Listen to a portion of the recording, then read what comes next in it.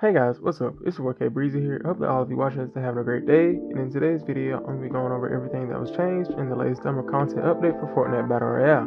Many fan favorites like the pump shotgun are making a return, as well as the unexpected vaulting of current weapons that we already have.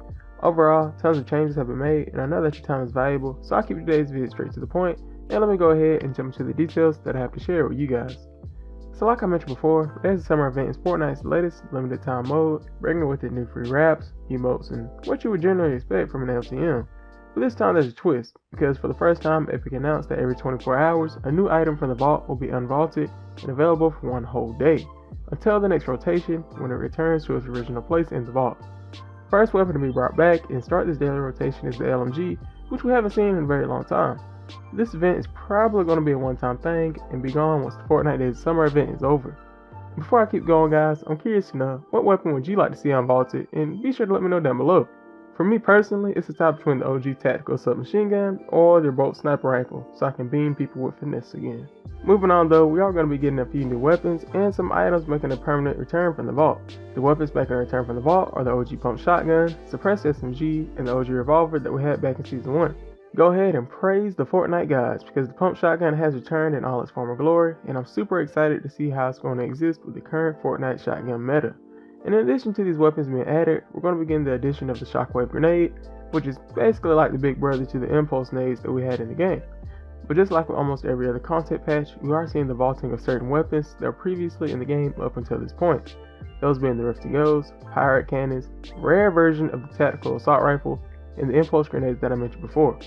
Most of these are targeted at reducing the amount of mobility in the game, but the removal of the rare variant of the tactical assault rifle is to give the newly added suppressed SMG and burst SMG a chance in that variant category. I mean, these changes aren't anything game breaking, but I'm glad to see that Epic is finally listening to the community and returning wanted weapons for the community to enjoy.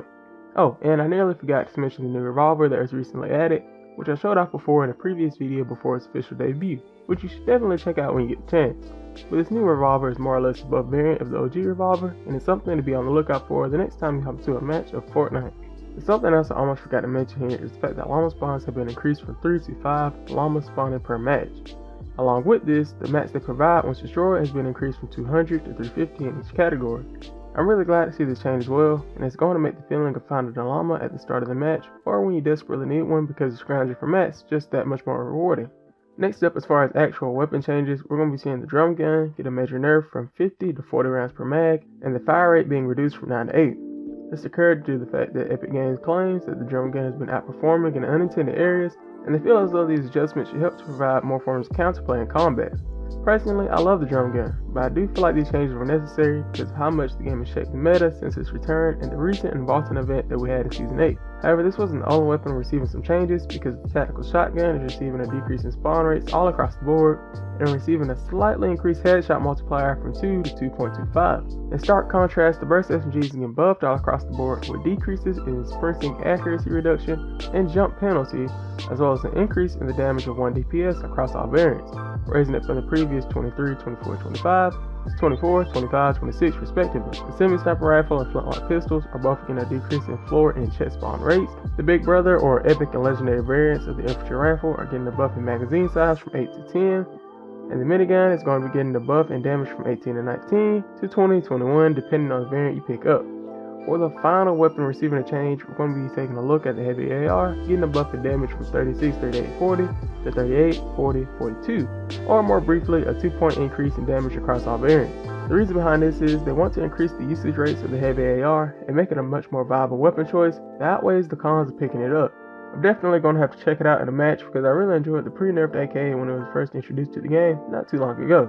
With that guys, wraps up today's video and covers all the major patch notes that were in today's game, and what you should be on the lookout for the next time you hop into a match. There's been a lot of weapon tunings and additions made, so you may have to adjust your loadout the next time you enter the Battle Royale island. So thank you guys so much for watching, and if you're new to the channel, be sure to subscribe and hit that bell, because that way you don't have to worry about missing out on some of the latest Fortnite news or uploads from this channel. And if you found this video helpful, please don't forget to leave a like, because that really helps me out, and let me know what kind of videos that you guys like to watch. Hey, feel free to comment down below with your thoughts on this latest patch or Fortnite Season 9 in general. But thank you guys again so much for watching, and as always, it's your boy KB, signing off. Peace.